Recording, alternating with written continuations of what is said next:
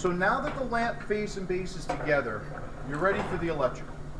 Okay, so you start by getting a piece of about 3 or 4 inches of this metal threaded rod that's going to go into the top of the lamp face, and that's what's going to hold your lamp socket onto your lamp. So to save a little bit of time, first of all, you're going to need a hacksaw, safety glasses, and a vise, and you're going to try to cut it nice and straight, right through, as straight as you can get it. But even if it's not straight, you can always take a file, you can always clean this up a little bit, okay, so you can't really have any burrs or anything here, any metal shavings or anything, otherwise the light socket won't fit on there. So because this end is so kind of buggered up, I'm going to actually put that into the lamp. Okay, and then you push down and you twist this. Try to keep it nice and straight. That's why we use the drill press for the hole. But you're going to twist this in, and you're going to keep pushing down and twisting until it kind of locks in place. Now, it will eventually stop turning as well. But as long as it doesn't just slide out of the top, you should be okay. This can still turn as long as it doesn't come out, as long as you can hold it by this without it falling. Don't test that so you break your lamp either. Do it over a table or some low hanging spot, so if it does drop, it's not going to shatter. Okay, we also need a wire. I have the wire cutters. Wire cutters are here, diagonal cutters. You're going to use either the clear wire or the solid white wire.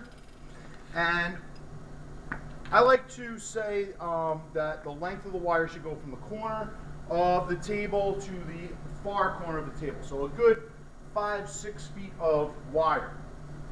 Okay, you're going to make sure that the end is cut nice and straight. See how this is on an angle a little bit? So I'm going to make sure it's nice and straight.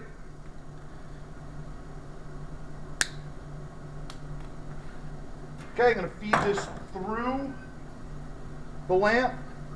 Now you might have to twist it, turn it, bend it. Might have to go through the top instead of the bottom.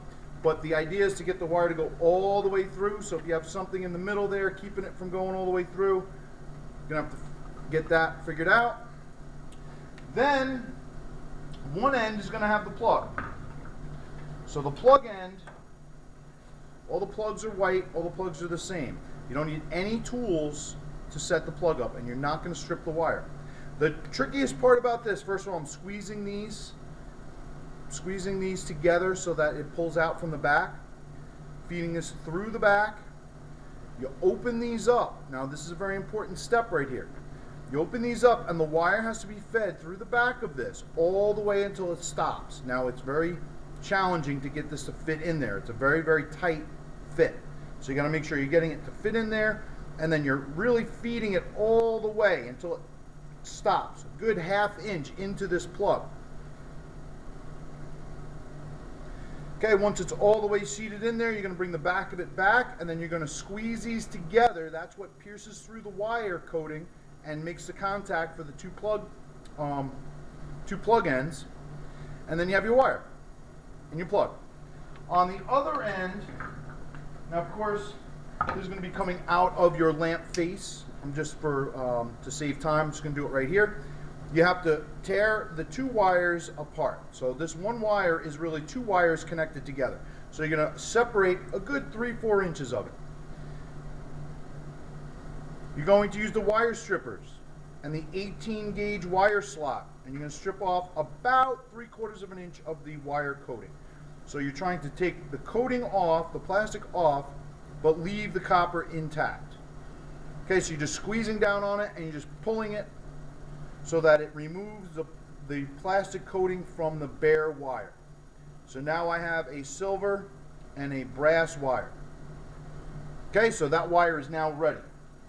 As far as the light socket has 3 parts. You have a bottom piece. This is what gets threaded onto the metal rod. You have to loosen that locking screw with a very small Phillips head screwdriver. Okay, and it's a brass screw, so you got to be careful. You don't want to strip it out.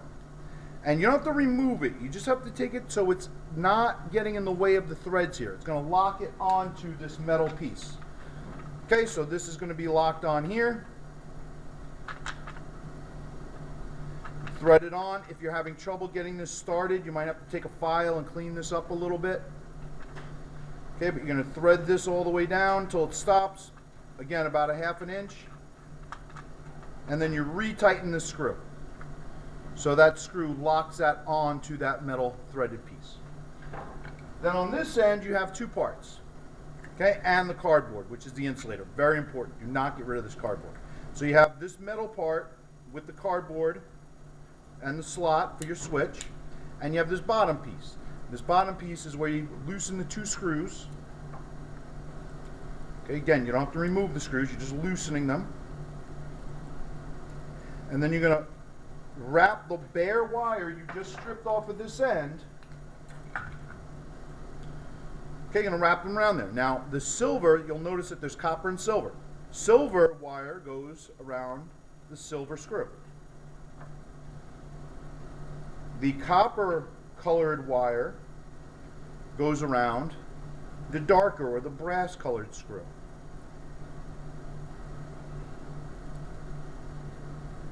Okay, and you tighten those all the way down. You make sure there's no loose frayed wires. Everything's all nice and tight looking.